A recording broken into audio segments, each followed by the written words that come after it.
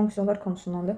Real sayılarda tanımlı da o demək ki, f və j fonksiyonları fərq eləmir, r-dən r-ə təsir edir. Yəni bunun kəsilmə nöqtəsi olmayacaq, fonksiyonların asanlıq bir şəkildə tərsi də olacaq. Bu belə deməkdir. Sonra keçdik burada. Bizə keçən dəfə buna bir işlem kimi baxmağı öyrətmişdim. Bu dəfə fonksiyon qurulmasını öyrədəcəm. 3-cü açardan başlayacağım.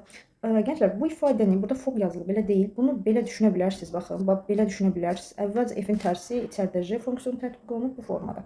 Və riyazi olaraq belə bir ifadəsi belədir ki, hər tərəfdən soldan f-lə təsir eləyəndə f üstü -1 bizə 1 verir. Yəni bunlar ixtisar gedir. Burada ifadə belə qalacaq. Amma mən bunu başqa cür deyəcəm. Siz bu mürəkkəb işlem olduğunu gördükmü? Gördük. Onda mən bu f-i buradan tutub 3-ün qarşısına atanda işarəsi 8-nə dəyişir. Kimi düşünəndə fx bərabərdir y deyil. Onda f-in tərsi deyəndə qiymətlər oblasından təyin oblasti yer dəyişdirməlidir. Yəni içlər dışlar yer dəyişdirməlidir. Bu kuralı tətbiq edirəm. Sağdan sola keçirəndə işarəsi dəyişir. Yəni 3-cü açardan mən alıram ki, f3 nəyə bərabər olacaq? J 3a üstə gəl 3-ə. Bu belə. Bu açardan işim bitdi. Sonra gəlirəm fonksiyonların qurulmasını öyrədəcəm. Fonksiyonların qurulması bu biraz uzun video olacaq. Demək, necə quracaqsınız uşaqlar? İçəridə əslində olay bundan ibarət. X-i tapıb bura qoymaqdır. Amma x-in qarşısına bu formada x çəkib yazsam, o sizi çaşdırır. Ona görə mən bunun içindəki ifadəni bir t-yə əvəz edirəm. Buradakı x-in dəyərini tapaq. X-in dəyərini tapanda bizə nə verəcək? 3x bərabər olacaq. Buradan x bərabər olacaq. Mən fikrini keçirəcəm. T artı 2 bölü 3 olacaq.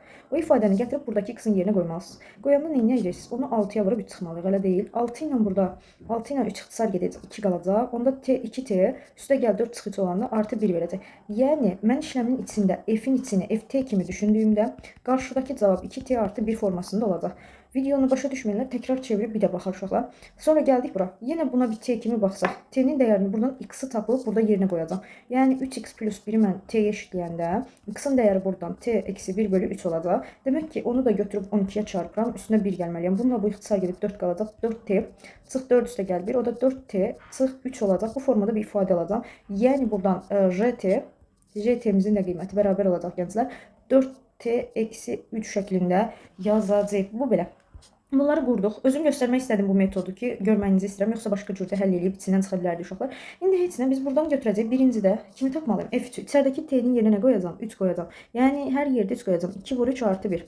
Cavab 7 elədi. Demək bu işləmin cavabı 7 olmalıdır. J-nin içində duran ifadənin nə olduğunu bilmirəm, amma sonuç nəyə bərabər olsun? 7 olsun istəyirəm. Bu ifadəni 7-yə bərabər edəcəyiz. Onda oradan 4t bərabərdir. Ona t-nin də qiyməti bərabər olacaq. 5 bölü 2 olacaq. Demək ki, bu ifadə 7-yə bərabər olanda J-nin içində duran ifadə 5 bölü 2 olmalıdır. J-nin içində duran ifadə də bu deyil. Yazırsınız ki, 3a artı 3 bərabərdir 5 bölü 2. Buradan da aparıb hər tərəfi 2-yə vuracam. 6a artı 6 eşittir 5-ə. 6a eşittir -1-ə, a da eşittir -1 bölümü 6 şəklində işləyə bilərik. Sualın zoru, güzel soruydu.